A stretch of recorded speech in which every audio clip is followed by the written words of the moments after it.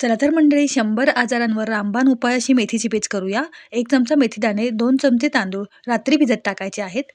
दुसऱ्या दिवशी आपण पेज करायला घ्यायची आहे. छान असे दाणे भिजलेले आहेत. हे पाणी आपण खिरीसाठी वापरणार आहोत. 1 चमचा तुपावर मेथीदाणे आणि तांदूळ छान असे परतून घ्यायचे आहेत. 1-2 मिनिट छान असं परतून घेतल्यानंतर त्यामध्ये विझवलेल्या मेथीचे पाणी घालणार आहोत.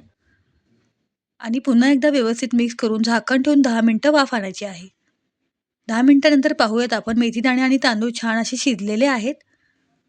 हे बघा, तुम्हाला दाखवते. छानच मेथीदाणे सुद्धा छान शिजलेले आहेत. त्यामध्ये ओलं खोबरं घालूया आणि पाव वाटी गूळ घालायचा आहे. गूळ व्यवस्थित मिक्स करून घ्यायचा आहे. हे बघा अशा पद्धतीने. आता त्यामध्ये गरम केलेलं दूध घालायचं आहे. अंदाजाने इथे मी वाटीभर दूध घातलेलं आहे. आता एक उकळी आली की छान असं जायफळ खिसायचं आहे. मस्त आपली मेथीची पेस्ट तयार आहे. तुम्ही बघू शकता दूध अजिबात फाटलेलं नाहीये. मस्त आपली अजिबात कडू न लागणारी मेथीची पेस्ट तयार आहे. आवडल्यास लाईक करा.